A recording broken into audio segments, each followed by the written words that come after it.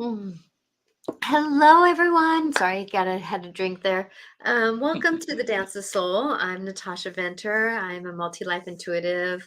I like to bring consciousness to the universal world that we live in here and waking people, helping people wake up, because we're all in the midst of things. And how can we find our truths? Can we do our negotiations? What is this story that I've been hearing about this, that, and the other? What do I believe in? So I like to help with that. And this is Regan Forston, and he is here. Hi, Regan. How are you doing Hi, today? I'm doing fine on this July 3rd, 2023. Yeah, isn't it 7/3/23? Yeah, it's an interesting place to be today, and we're at a full moon today, and it's a pretty powerful one. I know that for me, I woke up pretty early thinking. I woke up pretty early processing, and good processing. And I had to discern a little bit, but how do you do that? And I know that today's conversation will be about finding independence with our truths, because so many of us have been negotiating truths. And when we're in a spiritual awakening, we end up tweaking our truths a lot. When we're in our story of who we are, we end up tweaking our truths. And there's many young ones who, from different religions and different processing, that their parents truths are not sitting well with it, with what their new truths are. Mhm. And then, we have a lot of young ones who are coming in that are stirring the pot and saying, I don't want to believe in anything that's going on in this world right now. And then we have a lot of history that's being rewritten. And, how do we discern what is truth? Oh, hi. Yay, Paula, you're here. Thank you. Paula Sheehan says, Yeah. yay, I didn't miss you. You just caught us at the beginning. And so I'm grateful everybody can be here. And this is a conversation. So please, if you're interested in having a comment, if you're on Twitter, I do not see your comments. So if you want to go to Natasha Venter AC YouTube, we would be glad to have a conversation with you too, because this is about, this conversation about truths. We all have different of them. It's like how many people in this world is how many different truths there are. Yeah. And we can have different truths about, hello, Veronica. We can have different truths about many different things. And how do we figure it out? Because I know for me, I'm getting a lot of waking up, even me being intuitive to some different truths that I've set up patterns in, of how people treat me and how I treat others, because if you're cleaning out one side, you got to clean out the other.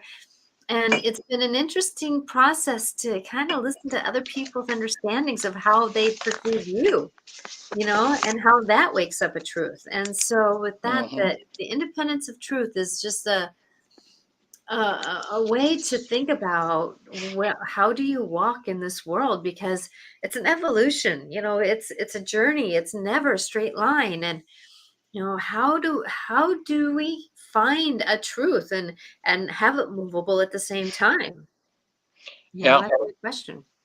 Well, it's interesting too because there's truth.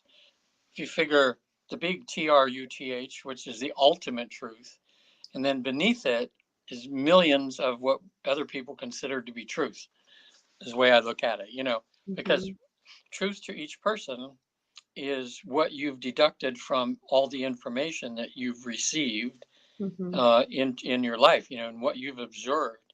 Um, I mean, just think of like the aliens, unless you've looked at everything and decided yes, there are. Your truth is that there's no. Some people say no. My truth is there's no such thing as aliens. Uh, just like with the big thing is the religion thing, and people's truth is okay. This is my truth is this is the only way to God. Okay. Um, so, and some people believe that that's the ultimate truth. But as you grow older and you get more information and you find contradictory things to your old truth, your truth changes. It focuses. It becomes something other than what you had before. So I think we have to be very really careful sometimes when we talk about truth. As if it's the ultimate end of the game. Just the way we're looking at something. Exactly. And for me, to clarify, I understand that there's the little T truths also. There's You what? know, the little T Yeah, truth. yeah, It's like, well, I believe there is aliens. Well, and somebody can believe that the world is flat. It's like those are true. The little T's are the personal truths, right? But yeah, I also work with the universal truth, which is divine love. And that is the big T. That's my consideration of what the big T is the universal love, because you can't question if you know what divine love is, you can't question it. It's there, it's with you, it's clean, it's that kind of thing. And so working with that, and I know that today, I apologize for those who came on thinking that we're going to be talking about grief, and I actually planned on talking about grief today. And then all of a sudden, as I was making my post last night, I was asking what to do. And then this idea came up about, finding independence with our truths. And then because of Independence Day tomorrow. And I was like, oh, and then after I made the post, I was like, oh, we're going to talk about grief, yeah, but there again, when we're going through the grief process, we do find out that some of our truths weren't necessarily straight lined either, because grief is a pretty it flips your life upside down and into another world type of thing. So yeah. Sometimes our truths are get upended very gently, by like, oh, I didn't know that, and now I guess I believe a little different. And sometimes they're giant. Like, for instance, if you have an atheist that all of a sudden gets in a car wreck, has an out of body experience, and finds out that he's looking at his body from down below, and that there's a guide or angel or something there with him, he comes back in his body. His basic whole truth for everything has been totally upended. Sometimes truths can be upended that to that degree, but I yeah. think most of the time it happens slowly. Um, Again, I don't know. I just have this thing with aliens. I think, uh, but I'm noticing how that shifted in the last 10 years, from it being like 40% believed in aliens to 60% didn't, and now it's 60 or 65% believe they do, and 35% believe they don't. And Yeah. that's happened slowly as things have been revealed, as I think as a general, as the consciousness of the world is raised a little bit. And now there's more information out there, Hmm. about that. When you're helping people, Natasha, too, it's like a lot of people think mediums are a bunch of hokey pokey, just out for your money, don't know anything, making it all up people. And then Well, all of a I'm going to tell sudden, you that there are some of them that are doing that. of course, yeah, there are. And then they have a loved one that dies, and they're so wanting to connect with that person that died or something, and they go, well, I hear about these mediums, and are they real or not? And then they go to a medium, and the medium tells them something that only the departed one knows about. And then they go, oh my gosh, maybe this really is real. Boom. There's a whole big change, and their whole truth has changed now. So I think today what we want to tell people is just keep an open mind. Um, in other words, don't have all of your truths in cement. Have them in kind of a, I don't know what you would call it, kind of a liquid cement that doesn't, not quite dried all the way. You know, Well, you want it to have them tethered to a flagpole, but yeah, you got to let them kind of blow in the wind a little bit too. yeah, Sometimes it depends on what level of truth we're talking about, though, because it's not necessarily now. For me, nobody's going to change my. Well, I can't say that nobody, because the evolution that I've come to understand divine love has moved and gotten deeper, right?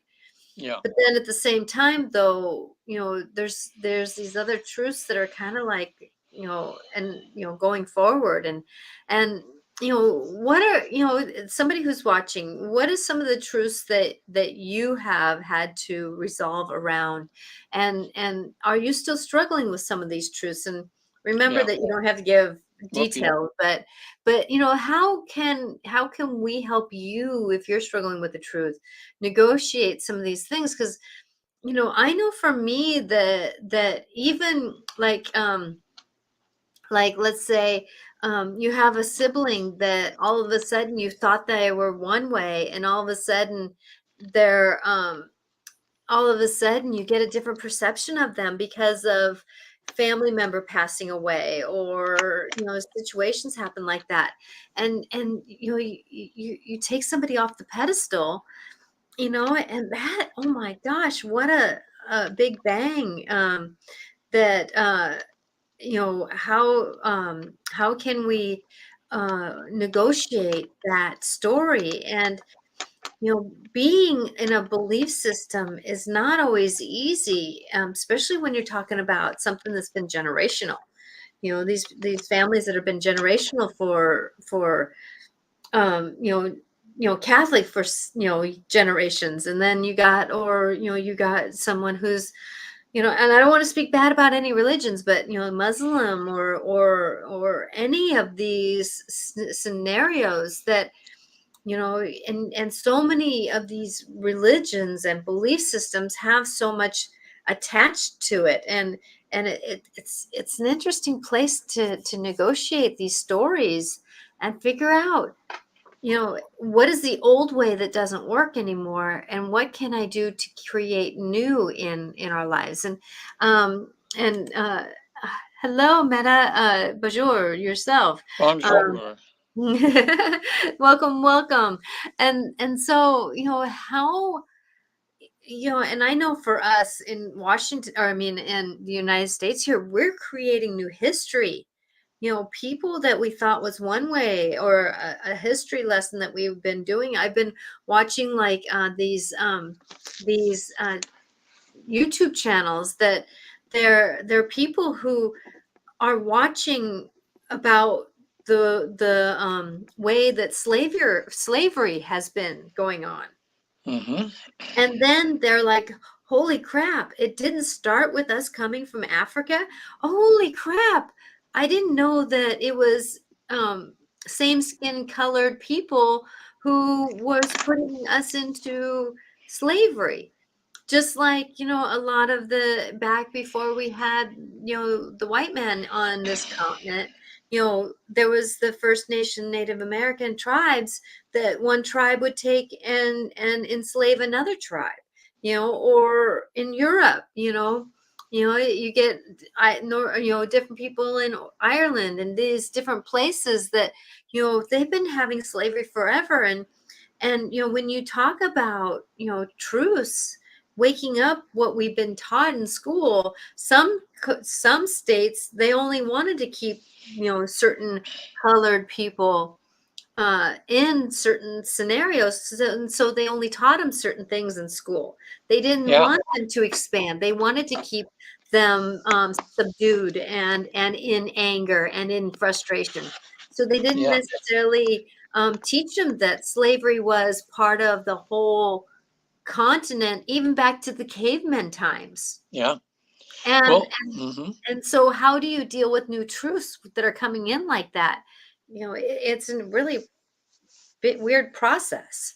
well, I think one of the biggest things that can help people to find a truer truth is to, come to this realization. When I look back at even all the history books growing up and everything, and what I learned as far as history goes, there's always been a sense that somebody has changed the actual history. And in other words, in what's in the books and what we read, when we think of, true history, it's usually just part of the story, you know, as we're finding out now. But now we're finding out so much, like in Florida now, when they're trying to limit what you can teach, and they don't want the children hearing all about slavery and the bad things that we did, because they're afraid that's shaming them. They didn't do it, but our ancestors did, and they're wanting to hide. It's a form of censorship or hiding the truth, rewriting history, so that it's people don't have to actually see what actually the truth really is. So I think once you realize that, it makes you frustrated as heck, because you're reading things now in books, and you have to just always discern, well, is this coming from somebody that has an agenda to whitewash something, or to hide the truth? you know like in some places, I think in Japan now, forget what it is, where things are taught, and it's like, oh, I'm trying to go to Japan or Germany, one of the ones, but where we're the bad guys, we're the ones that did everything rather than them sharing their responsibility in it, um, but it's hard. It's hard sometimes. Even when I think about our ancestors and the way it was slavery, I'm embarrassed of humanity, of Americans and what we did, um, in another lifetime, that could have been me, or probably was at one point or another, but Hmm. if I was brainwashed into the time that that's what the truths were and that's where everything was, so I can't be too hard on the people back then, because they didn't know better to know better, to do better. Yeah. They didn't, as you say, they didn't know better to do better, and so we have to look at, thank God that we've evolved now and we're at least attempting to try to treat everybody equally, you know? Well, and that's the thing is that I'm really hoping that we don't shame our history. You know, Yeah. and don't shame our history, please, because if we can say this was a time that we wish we would have done better, and now that we know to do better, we're going to try to do better. It's not about, that yes, what happened in history, isn't right, and we didn't do right by any means, but are we doing all right now? No, we're no better off in some ways than we were back Yeah. then. And so it's called an evolution of process of being human, is that learning to do better, but we only can learn to do better by doing kind of an ill job at it. Yeah. Sometimes I have to say something, and then somebody goes, well, Natasha, do you want to understand another perspective? And I say, sure. Oh yeah, I can have that perspective that's a little bit different, can't I? Hmm. And so going forward, all we can do is our better. And it's like, there's something about, like, the statues of the South. Don't break them up because something happened. Put them in a monument and say, this is something that represented our time, and we're choosing to do better. Yeah. you This know is this is how we acted when we didn't know better to do better, Yeah, exactly. and And it's just the now way we're that it trying to, is. yeah, we're trying to change. And that's that evolution of truth, because, there's not very many people that, presidents and stuff, that we can pat them on the back and say, good job, because they weren't perfect, right? Yeah. Yeah. Even though we, at that time, back in the times of before news really was getting around within minutes, that we would end up finding out that, oh, they're just pretty much like the same kind of people now in government, right? Yeah. The ones that wrote the continent, the the way that they wrote a paperwork that our country is written off of, right? Yeah. And so, how do we negotiate even those people who are so judgmental, who wrote our I want to say commandments, but they're not commandments. Yeah. It's it's the amendments and all that kind of stuff. That How Yeah. do we do that? So, I when you really read the Constitution and all that they did, those were some pretty smart men. I mean, they knew that history repeats itself away, and they knew the problems that we were going to have, and that's why they created such a complicated government, because they knew that absolute power absolutely, uh, when they say power, absolute power corrupts, you know, and they tried to put as many safeguards in there as we can to keep us on the right road for as long as we can. And we've watched that all over the world now, where governments and everything have been, where they didn't have the safeguards we have been corrupted, and the people have taken over and become slaves again, in a sense. mhm. So, even though we're not perfect, we have things wrong in this country. I don't know anywhere else in the world, if you want to be a person that's a free thinker and a free to do things, as long as you're not harming others, we're in the best country in the world for that. So, you know, Exactly. And Paula, thank you for mentioning this. Reversing affirmative action doesn't help either. Yeah. and I would agree with that isn't, but I can also understand though that, changes in the air. I'm asking for divine healing on this. The changes in the air, and sometimes you have to release the old pattern, the old need to create the new coming in, and I'm asking for divine healing on this because somebody out there sadly might know different than what I do being here, because and that's one thing that I was going through something just a couple weeks ago, and I actually had the mantra, I trust, surrender, and accept, because I don't have all the information right now. Yeah. And it's one of those things that when we're doing our stories and that kind of stuff, that sometimes we don't have all the information yet. And I'm trusting myself that I'll be okay. I'm surrendering that I'm open to knowing that there's another story that I'm waiting to hear. And I'm accepting that truth is kind of a wobbly dance because I don't have all the information yet, and Yeah. I'm using that. Yeah. I Uh, don't, on that affirmative action, I don't know exactly all. I know there's a lot more to it than just the common, what you think of it as being. But what today, when they came out at Harvard, even though there's affirmative action, they were kind of looking the other way a lot of time because they let in hundreds and hundreds of students in there without any qualifications, just because their parents were rich, or they were entitled because of who they were, their families as Americans. So they let all these people in that really shouldn't be there, and and so that even, let's say, a regular smart middle class white person couldn't even get in, and it mhm. just made it even more than that. So that's the thing why we have laws and why they had affirmative action in the first place, is because we know in a perfect world we wouldn't need to have that law. They would, they would be trying to, someone in the university would be trying to help the disadvantaged to get more of an advantage, by coming to Harvard and everything. But it seems, and we're not in this perfect world yet, where you're gonna, No. it's just, now that you don't have that, it just allows people to be corrupt, or to even, I don't know. Um, like I'm And not, there's always a way around something, affirmative action, vote, Roe versus Wade, all those kinds of things. And, like I was talking to somebody and I'm like going, well, why do we even have to put we're white, Asian, all those different qualifications? Why do we even have to mark those boxes?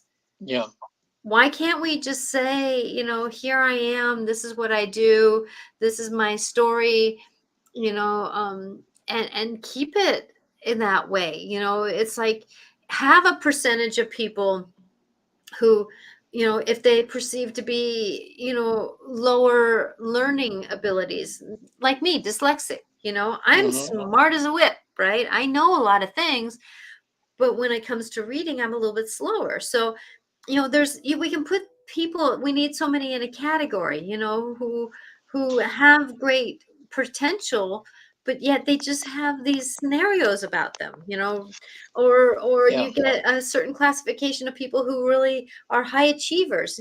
Do it more in that way than it is about black, white, or purple. It doesn't matter, if you're orange or green. It's what can you be and who can you be. And if we can maybe go down to percentage of what people are in scores more than it is about who they are. It's about what can we do with getting people in to meet with them and see who are they, who do they want yeah, to be. Spend a few minutes having orientation day where you meet people, yeah, if that's what it takes, and taking the moment out of it, and bringing the people in, and I don't know, it's a story. So, and hi, Meta, thank you for saying that. It's this new dance, and even if you kind of get your feet on the ground, sometimes it's a little wobbly place to stand, because really we have to break down the old to create new. But breaking down the old means that we're breaking down something that, in a way, like affirmative action, perceived itself as good, but how much having that label was actually hurting somebody or some people. I know You it's never like, know what the cause and effect is and how people get around the system, type of thing. yeah, because affirmative action wasn't perfect. I mean, the one thing I thought of sometimes is is that some students couldn't get in that were just meant to be there. I mean, as far as their intelligence and everything that would really benefit from that, and then they had to let someone of lower qualifications in. But in the big picture, I think if we're all here to help each other, affirmative action is good because, you know, people say, oh, just, if you're black, all you have to, you can, you know, you can just apply yourself and do anything, but not if the rules are put you at a disadvantage to begin with. That's what people don't realize is they didn't, they, because of discrimination in loans and discrimination in housing and the way they grew up, because they have to always be put in the poor neighborhoods with the poor services and the schools that didn't have all the advantages that the better schools have. So it put them at a disadvantage. So it's like cheating, in a way, you know. Exactly. Yeah, get it more even board at the baseline.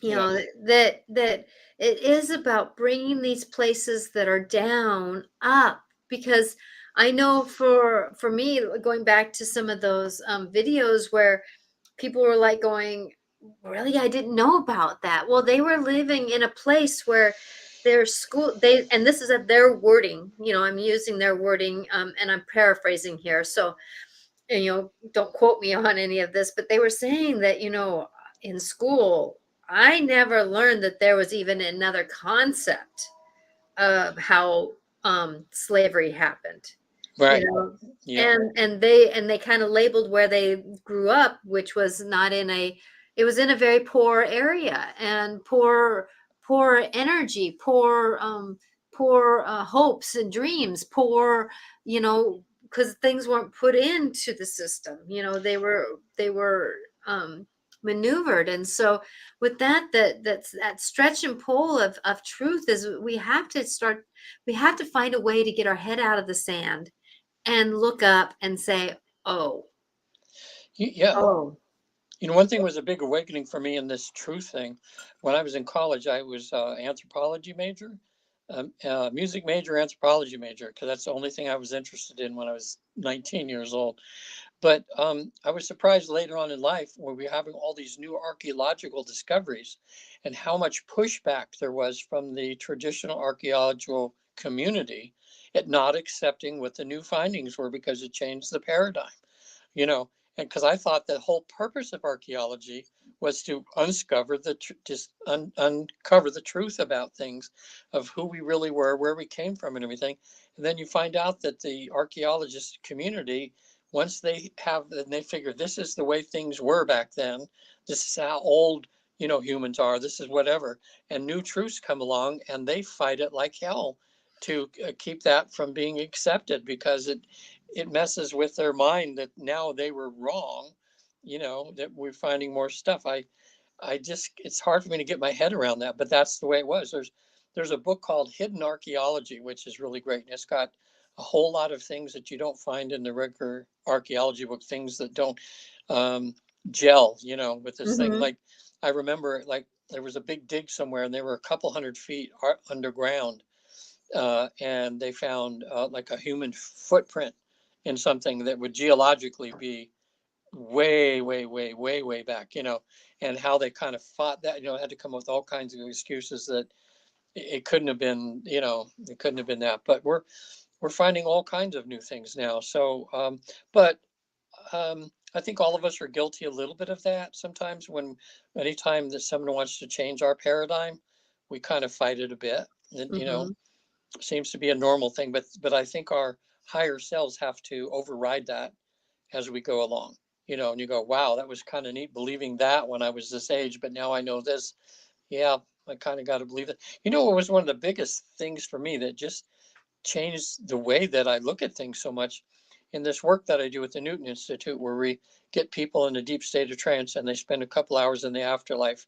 And we've done there 70,000 people, and they're there and they ask all kinds of questions. And so as researchers, we have them even ask questions that we're curious about, and we've gotten so many thousands and thousands of things. The big thing that changes the whole way I look at things is I always thought growing up that when a woman gets pregnant, and it's at some point, which we didn't know what it was, that God creates a soul and puts it in there. So it's a brand new soul in that body. It's going to live this one time, and that's it, But what we find out from the research, is we're born over there. That's God creates us in heaven.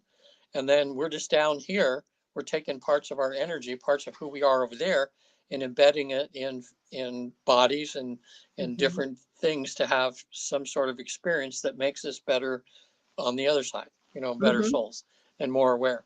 So it changes everything, when you see on the other side that your energy is in our true form. We're not, not physical bodies in the other worlds, although we can appear that way or whatever if we want to. Our natural beingness is bodies of conscious energy. So, that changes the way it's like, doesn't matter what race you are or anything, you take that suit, that colored suit off yourself, whatever color you are, we're all the same, So, ultimately, so just, it helps you shift your truth, it helps you be more tolerant of people, more accepting of each other, when you Because we're realize all that. playing a different role. We're playing all Yeah. a different role in this big movie, per se, that we're in. And how do we negotiate that? That playing of our movie, it's that matrix idea. It's a lot of different things that we're applying, but it's basically, if somebody's yelling at me, what am I going to do about it? If I'm in a very joyous time, what am I doing about it? If I'm in a moment of processing something, what am I going to do about it? And that's ultimately what we're about down here, is how to play the game of the realities that we're in. And there again, going back to finding that independence with our truths, that we have to really use the word discernment about the application of truth and where are we going, because like today, I was going to go for a walk with my friends after my show here. Well, that was a truth that I learned. I was getting a yes intuitively about going and everything like that. And then reality, so that was my truth, that I was going to go. And then the reality is that when I communicated with the humans, that they were going to have to wait an hour and a half for me to go. And that everything was going to tack on another hour onto the night. And so instead of being home more around 8:30, they were going to be home at 9:30, 10, because they waited an hour and a half for me. So even though I had the truth about wanting to go, they wanted me to go, but that hour and a half really made a difference in how they played into their whole day. And was I really truly supposed to go? I don't know, but I made the better choice in the humanness and not go, because they deserve to get home a little earlier, right? So discerning how to play out truths, even in our day-to-day life, it's not an easy process, but that's one thing I'm really noticing right now, that how can we in the moment make the better choice we can, so that in the next moment we have the dominoes to fall in a better way, because I hopefully made a better choice in the moment that I'm in right now. Yeah. Yeah. Well, actually, it's our minds and bodies full of what we consider truths. That's how we live that's how we decide what we do and how we make our decisions, because of, what we believe the truth is to be about things. So as the line moves and what truth is, then our behaviors change. Um, so, but, I think it's the biggest part of me finds that exhilarating, that there's always more truth, that we can find out more, more and more about things. That's why I like doing this work that I do, because one of my clients, when they were in trance a few months ago, and one of the guides over there through her gave a whole dissertation on the importance of humor, in lives, because we just think of humor. Everybody loves to laugh, Mm-hmm. everybody likes that kind of thing, but because it's fun and everything, we dismiss it as anything really, really important. But in this pie of love, there was a big percentage of humor that's in this pie of love. If the whole pie is 100% and that's perfect love, humor is a huge portion of it. And it's so fun to find out when I have my clients on the other side of how much humor there's going on during their sessions. It's just about love and lightness and slapstick, sometimes humor, you know, and how important, and that's what I think people like when they meet their guides and everything. Don't you feel like, I mean, guides can be stern sometimes, never demeaning, never treating you in any kind of unkind way at all. Sometimes they could be stern, but the whole basis and things they have there is love and laughter and lightness, you know. In other words, you fall down. It's kind of like them they're saying, come on, get up. Come Yep, on, move exactly. forward. You Well, know, I understand that laughter and happiness and is a higher vibration. If you're talking about, levels of vibration, it's up here a little bit higher than sadness or the lower grumpiness. yeah, It's a lower vibration. So, and when you're talking about cleaner souls, when they're vibrating in their very beautiful turquoise or purple or green, and these, when I'm talking about, it's not like dark purple. It's not like, but it's like this really, it's a weird, it's almost like a light version of the aurora borealis. The aurora borealis is a darker version of the soul color. So it's a brighter, cleaner color. And when you're talking about that, it's at a higher vibration, which is laughter. And the songs that they sing are at a higher vibration. And it's not hmm, wrong to be at a lower vibration, because sometimes that's how we perceive and get a new understanding uh, of what do you want to say? Um, when you're at a lower vibration, it's a good time to learn and to experience and to be in that moment, to figure out what is a new truth, what is a new understanding, what is a new process and processing emotions. Like today, I was a little bit almost depressed. There's a feeling of depression, but at the same time, through that depression moment, I was vacuuming, I was dusting, I was getting rid of some clothes that I was like, why do I have these? I haven't worn them since I bought them, yeah, or got them at I get a lot of my clothes at thrift stores or from my girlfriend, when I go down to California. And so some things I just don't, I bring them home and I think I'm going to wear them and they just never get into the wash. And so in the wash of me wearing, I should say, not the wash machine, but into the dance of me wearing. And I'm like going, why am I holding on to these things? Air my system out. I got rid of some scarves. I got rid of things that were like, just, I'm not wearing them like I used to. And yet I know that if I start doing things different, I'm not standing out on a playground duty, like I was, I'm going to have different things I'm going to want to wear. And so with that I'm kind of planning for plan A and plan B, but yet I'm not holding on to everything. I can't yeah, hold on to everything, but I can hold on to specifics. And so there again is what is the truth?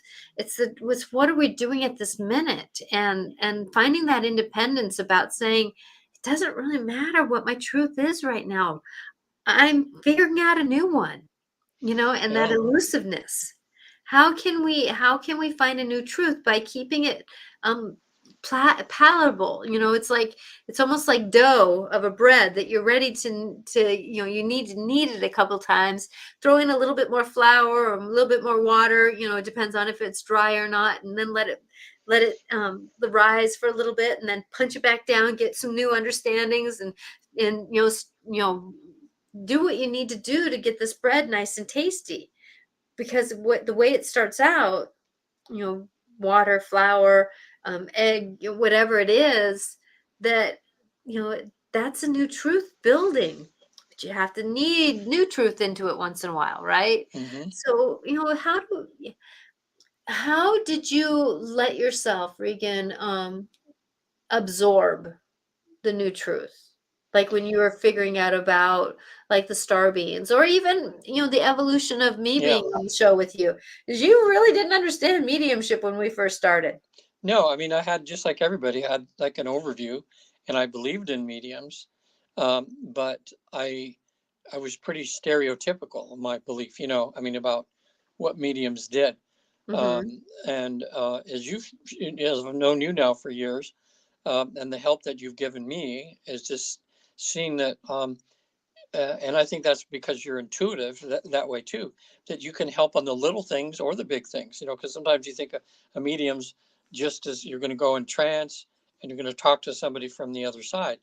But a medium is someone who generally sees the bigger picture. That's why they make good life coaches and everything, because they have that ability to see things in a wider viewpoint. So you can give people more choices, or things that they didn't even think of before, that way. Mm-hmm. Um, when we were talking about colors earlier in purple, we've been doing a study now for 30 years when people are in trance and they're on the other side and we're asking them what they're seeing.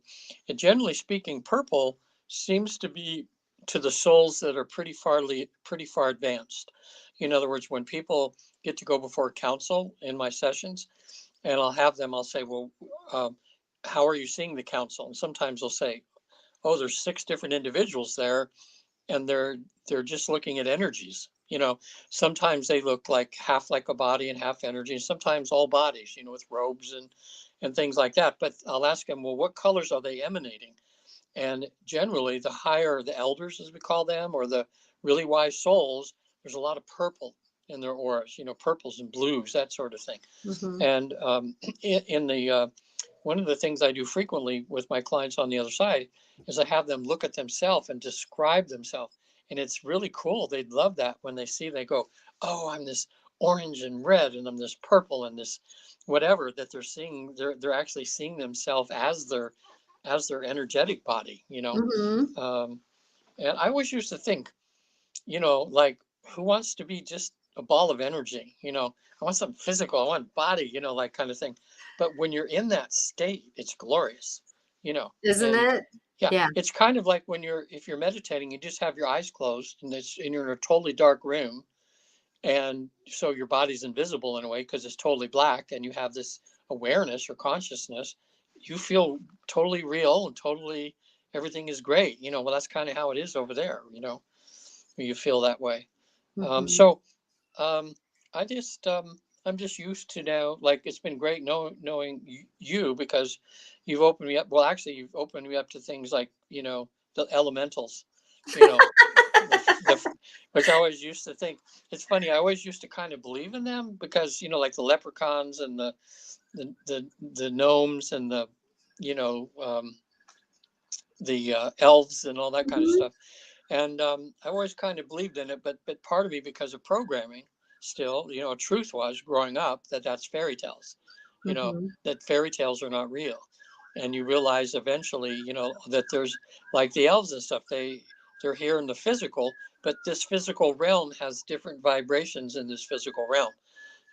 Just like when you're looking, our eyes can only see a certain amount of colors, or our ears can only hear so much, where Mm-hmm. other animals can hear even further. And that's what I Exactly. look at it is in this physical world, we're capable of seeing within a certain range of physicality, but in this physical world too, which exists, there's other things. Watching that, I've just been really fascinated with that's watching the Skinwalker Ranch, and they're just getting crazy, crazy stuff now happening as they're poking the hornet's nest in a way, because they have every electronic thing available to measure, gamma rays and gravity and all that. And as they're doing these experiments, their their meters are going crazy, and all these UAPs, unidentified flying phenomena, have been showing up, and they got pictures of some physical, and they have these others that kind of they have pictures of them, and then they just disappear, you know, and they're thinking, what the heck is going on? And they're beginning to believe in portals. that there's a way to, in this physical world, to go from one dimension to the other. I mean, And I, they're and I, they're but getting close to that. I'm gonna throw an idea to you though. Yeah. Use discernment Yeah. because it's a TV show. So what truth are they wanting to discern you to have, and not, and what truth are they still not showing you? Yeah. Well, I So like that they're showing a lot of the. yeah, Meta said something here that I thought was interesting. So back when we were talking about some things, that he says, I agree with you. Oh, sorry, I'm struggling with reading today. Can you read that, Regan? Or Yeah, I agree with what you say, but here in France, which is very aesthetic, which is a very aesthetic country, the simple fact of talking about the soul, vibrations, or God is very badly perceived. Well, yep. And you have to, that's the thing now. I'll call you Meta. You uh-huh. know, it's like you get to choose. Do you want to be in that world, you know, where or do you want to be in this world where you sense that there is something more and have that? Exactly. So he said he said in a couple more, because you can only write so much on YouTube, and so Yeah, you have to keep writing. So he also said it can earn you teasing or teasing isolation. or isolation. Very difficult to talk about it outside the networks and live according to the spiritual laws of the universe. I And then know. he adds on. Therefore, difficult to assert oneself in this sense. Yes, and that's the thing is that anyways, if we're talking about, like for me, I walk into a place, and if I get a spirit who says, or a soul that says, tell my kid blah da da da da da da, right? And I scan the person energetically, and I hear, ain't gonna want to hear it. In Yeah, the basic sense, do I walk over to that person and say, by the way, your mom wants you to know that da da da da da da, right? right. No, I'm not going to do that. I'm going to use discernment. And that's the thing that I was teaching class the other day, and I was telling these people that, what our truths are. We don't have to scream and yell it.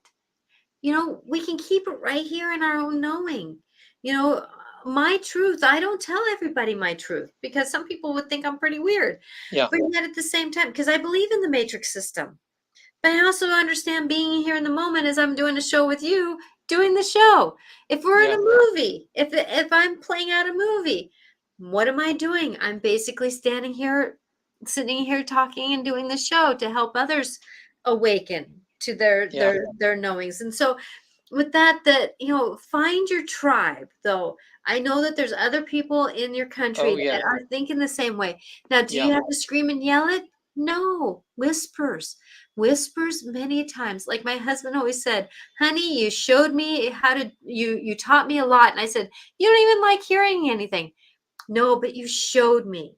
He says that you showed me. So actions speak louder than words. And if you want to be highly spiritual, doing the better, having a cleaner truth, walk it, be it. yeah. You don't always have to speak it. And then likeness will attract likeness. And then if you cannot find, your family, spiritual family, I'm going to call it, in your place, and finding those truths, then make sure you find people like this show or other shows, and negotiate the dance of being, because of the fact that just because government and old ways don't work anymore. Remember, this is a new knowing. I've had this saying for a long time. Old ways need to leave. Old concepts. How do we manage our religions? How do we manage this and that? How do we manage our governments? Have to change. But the elder way, how do we teach our youngers? By showing them. How Hmm. do you wash a car? You show a younger how to wash a car. An elder shows a younger. How do you communicate well? Older shows a younger. How do you can? How do you make wine? How do you make all these different things? How do you do a pastry? The old, how do the elders show the youngers to do things, because that's how we can get into a better truth, is by sticking to the solid things, and believing in who you are is a solid thing, because we don't have to yell, we don't have to tell other people what we're thinking. We don't have to Yeah. let other people know what our belief system is. We don't have to be shamed into believing something else, because we scream and yell it. It's like there's discernment here. Figure out what that Discernment, right? And they'll be meta too. Um, what I found, when a lot of people come to me for these life between life sessions, and when we're talking about all these beautiful spiritual things, so many people say, "Oh gosh, it's so nice to talk to someone that I can just talk to and not feel like they're thinking weird. I'm crazy or something like that." But when you get to, for instance, since I've been to the other side twice now, people can say, "Oh, you just must have imagined it or dreamed it." And I mean, they can think what they want, but I know I've been there and done that. So, they can think whatever they want to think. But the spirit will bring people into your life that will give you a chance to share this Hmm. spiritual knowledge that you have, that you've advanced to. And we don't say, advance like, oh, we're better than the people that don't, because we were all in their shoes at one point too. And were we bad people or anything? No, we just didn't have as much knowledge and didn't have as much growth and truth. Like you're a senior in college, is a freshman any less value than a senior? No, we're all in this learning curve. We're all in this learning stages. But nowadays too, I think you'll find even in France, here's a couple of books that are translated in France that you like to read, Meta. One is called Journey of Souls by Michael Newton. The other one is Destiny of Souls. They've been translated into French. Over here they've sold 1 million copies, considered all over the world. And that has a lot of the research we're doing now, where you can find a lot of things, questions people have about, like, how does a person know what their mission is? How does what about guides and angels? What's the truth to them? Um, do people actually talk to us in certain ways when they've passed on? There's chapters on that. There's chapters on Hmm. evil or the devil, things like that. All this research we found out with these 70,000 people that have been there and back. So that'll get you started. But search around for like meetup groups and meditation. Matter of fact, just going, most people that are meditators are pretty much open to spiritual talk. Don't you find that out, Natasha? Oh, definitely. It's one of those cliche words of understanding that we're open to something else, and there's people Yeah, who meditate tend to be more open to something else. But even in those groups, you might wanna just you know um, sit and observe to see who is more likable in your understandings. And I'm yeah, going to call them understandings more than truths, because understandings are an evolution. And so how do we negotiate that? Because I sat down with someone who was in a session, and she was like, I'm getting so mad about these religions and da da da da da da, and I just want them to know a truth. I want them to know the truth. And I'm like going, wait a minute, take a breath, take a breath, you know grateful you have this truth, and I'm grateful you have this understanding, and I'm grateful that you're willing to negotiate it. At the same time, though, you got to be careful, because remember that the way you perceive something isn't the way somebody else perceives something. And so we got to give everybody a little bit of grace in their learning curve of where they're at. And there's no right or wrong. It's about, I always picture it, it's like kind of writing a ship. How can we write my ship, so that the cargo, the information I have, is more righter than wronger. you know yeah. And we found out the ultimate truth when a lot of people ask when they're on the other side, what's the one true religion? And the one true religion is kindness. You know, Mhm. kindness is the one true religion. And they say, well, what about a religion? And they say, well, if you want, if a religion's going to help you get to the kindness thing, go ahead. A lot of people need to go through these different religions and everything because they have different things they can teach you, about kindness, and about love. But ultimately, the one true religion is just love, kindness. So that just to me totally makes sense, that there's, you know, uh, one well, and what they call it, one well, many rivers. that go into this well or come from that well. And that Hmm. seems to be what we've proven from people that go to the other side and back, you know. So that takes the pressure off of people thinking, well, if I don't find the one true one, I'm going to burn in hell or I'm going to be lost, Find if one will come to you if you need to learn things from that. I used to, even when I had this higher perspective, I used to love to go to all, like I was an entertainer and I'd be in a city and it was Sunday and I had a little time off and I'd say, well, let me go to some church or some worship service. And I would just look in the book and boys, I'm into Seventh Day Adventist churches and Jehovah's Witnesses ones and Buddhist ones. Went to some Hindu services, and when you find the people that are there, they're usually gathered with their hearts open.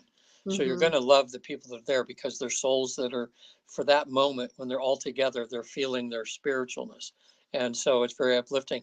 And I'll guarantee it if somehow you go there and you listen to their sermon, whatever, there'll be a little nugget. There'll be a little nugget there for you, you know, because Exactly. yeah. It's a thing. So finding the independence of our truth, it's not necessary. Remember, it's small t. This journey is about learning the small Hmm. t's, the small truths that add up to a bigger understanding of because I can tell you my understandings, the small truths are really help me add up to the big T of understanding divine love. Right. And that to me is what's more important, is to have that grace of understanding, and the the tug and pull of what that love really means. What does that love really mean? And it's tough love, it's divine love, it's that figuring out how do I process it in the human world and that kind of thing. So I'm just here to help people do this, and I'm so grateful, Regan, that we're here together and it's 5 o'clock I already. know. um Yeah, and I got to get the barbecue set up for tomorrow, so Yes. got to hook So up the. Meta, I'm a thank little. you very much for being here. It must be late or early where you're at. So thank you for Let's see. being here. Nice meta world. Yeah. Yeah, that was nice having he or Yeah. she. See, we don't even know. Yep, We don't exactly. know what age. We don't know what color. We don't know. And we just have appreciation. See, So we just have to love each other for the essences of who we are. That's what's important. If anybody wants to get a hold of me, go to visittheafterlife.com. Some great videos on there about this process. We're in a deep state of trance, which can be done even online. It just blows me up my mind. But we're people, this is such a natural phenomena that we've discovered and about 90% successful. We're in a deep state of trance. You can expand your awareness to the other side for a few hours and go there with some pre-prepared questions. Visit loved ones. It's just totally 2 a.m. over there. 2 Wow, a.m. you're a Wow, night you're person like you're a me. late That's one. that's me too. I'm up at 2 a.m. usually. I love the quietness, don't you, Meta? I mean, around 2 or 3, everybody's asleep. There's not so much brain energy going through the world. Busy. You can relax. You can be very creative at that time. That's when I love to do music or writing. It's just peaceful at that time. Um, so that's great. So anyway, go to my website, watch the videos.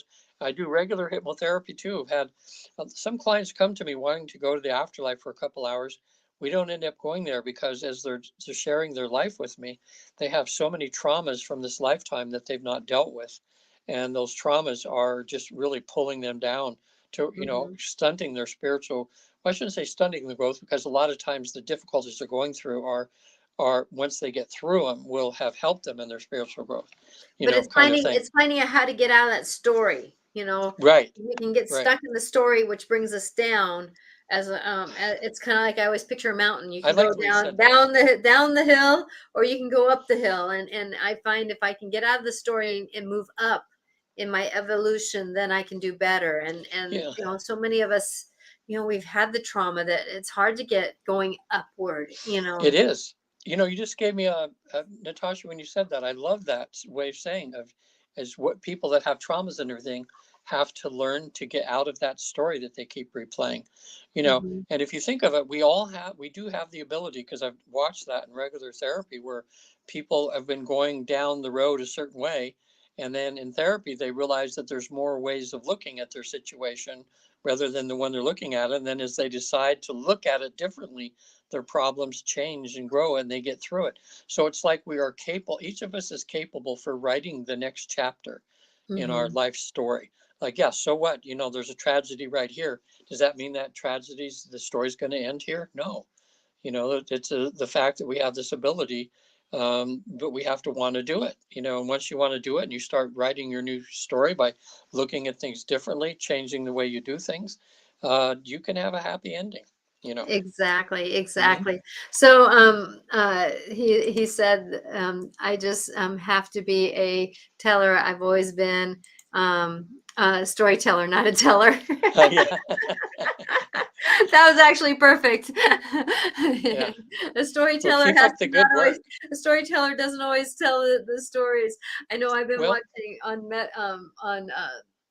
the new series on The Witcher, and how the bard in The Witcher has been a big storyteller about life. So hmm. it's an interesting place. I love that. I love Yeah, that and series. meta you can be. Yeah, telling stories is a good way. That you've always had to kind of tell the truth, and that's uh, maybe your purpose here in life is the people that are around you. When you have a chance to talk to them about a higher truth or something, you have to be discerned because you don't want to get dumped on. But it's okay to get a little dumped on. We all actually we sign up for that, don't we, Natasha? Yeah, To get a little dumped on because we know that everybody's not going to like us. Everybody's not going to, want to hear what we have to say. But people were like that with me early on, where I would kind of like, well, they're kind of weird, and then it turned out, well, I'm now less like them, you know. exactly, exactly, and So that's the thing about life is that there's some of us that are, going back to what you're saying about not having anybody like you, and having the understandings, and it's like I'm a pot stirrer too. I yeah, stir people up a little bit with, because I walk in and I hold my space, and I hold my understandings, and people don't always agree with that, process, and of just being and sending love. And so how do you do that? But that's another story. yeah. Maybe that's what I should talk about Hey, is that would be a good what. subject, wouldn't it be? How to be a pot stirrer and live. Because I was just thinking, like, Jesus was a pot stirrer, and look what happened to him. You know, Exactly, Mo- most of exactly. these most of these spiritual beings that we look at through history that have come, they've stirred the pot, and some of them have, paid for it, that Hmm. way. We'll just look like a Martin Luther King, assassinated. He was a pot Hmm. stirrer. Um, and I'm thinking of Gandhi. All these ones, boy, they stirred it big time. Yeah, But so if nobody knows what pot stirrer is, because it's an old language, it's yeah, people who bring in some language and conversations that, oh my gosh, people just like are all riled up over, and that, and, stir it up. and they stir it up, and then they leave. And then Yeah. they leave. So Maybe we it's a can thing. learn. Well, I'm going to learn to be a pot stirrer, but I'm only agreeing to being like moderately beat up. I don't want to die. I hear you. I know you I've know, been get beat a up few many bruises times here in and there, my lifetime. emotional bruises, and that happens to me. But I'm getting to be okay with that now because of the fact that since I've helped hundreds of people go to the other side and back. I mean, reincarnation. Yeah, people have lived past lives. People have done many things and everything. So someone doesn't want to believe it now. It doesn't hurt my feelings at all because I know it to be a truth for me. Yep, Doesn't have to be truth exactly. for them, right? Hmm. Exactly. I think actually that's maybe what I'll talk about on Wednesday's show is uh, being, how to be in the midst of life being stirred up. How Yeah. can you walk in a room and still be you in the midst of negotiating the world? So Well, actually, that could be a good show with how, when your pot's being stirred and how do you deal with that when someone shook your tree? mhm, How do you deal with it? And also, how do you be brave enough to spread higher truths to people when you know it's going to stir their pot? You know, I mean, that's kind of mhm. the yin and yang or whatever, both sides of the issue or something. That'd be a good thing sometime. Yeah. So Well, anyway, Natasha, now you're at I angelicclarifications.com. am. I'm at, yes, angeliclarification.com. I love to, like I said at the beginning of this show, bring consciousness to our being. How can we be better? How can we be more awake? How can we negotiate the world that we're in right now? How can I discern what is my family's history and what can be my new history? And a lot of those structures. So angeliclarifications.com. I have times that I can shift. So if you're in one time frame, I can do another one. So Meta, if you're looking at having sessions with either Regan and I, that Mm-hmm. we have time that we can negotiate with you. So with that, well, blessings to everyone. We are live Mondays with Regan and Forston and I doing the Dance of the Soul, and this is conversations that we have. And then on Wednesday at 4 o'clock Pacific time on YouTube and Facebook, that I do life clarifications with Natasha. And I think on Wednesday I will be talking about how to be in the minutes of life. How can we be just settled in the midst of life happening around us? Yeah. And A wise man once told me that what we're all striving for is how to be sitting calmly in the middle of a tornado. You know, when things are all around us, and that's how you can tell when you're advancing somewhat. You know, when you're able to, keep yourself focused and in a spiritually good place, even as your world's being turned upside down. exactly. So thank you. And I've had a lot of things to practice with that. So Yeah, I will be grateful. So Veronica, thank you very much. Wishing you a happy fourth too, my dear. yeah, And Veronica. may blessings be with everyone, and happy celebrations for you in France, and happy celebrations around the world. We're celebrating the fourth here. I know Canada just had Canada Day a couple of I think it was Friday or Saturday. Was it yesterday? It was yesterday. And Yeah, so wishing everyone blessings on their journey, and please remember that you are important, and no matter what you're doing and what's happening, that you are a blessing to this world, and please be it, because you're a miracle walking. My yeah, love is with you. Blessings all. We'll see you later, and have a good summer, Meta, and hopefully we see you again. Thank you for showing up. We will yeah. be here Mondays at 4 o'clock Pacific time and Wednesdays 4 o'clock Pacific time. Please like, follow, and share if you know somebody else who would like to do this. We love to be, the more followers we get, the more likes we get, the more comments we get, the more we're out there to be able to help others. So Yeah. blessings to you. Bye now. Bye.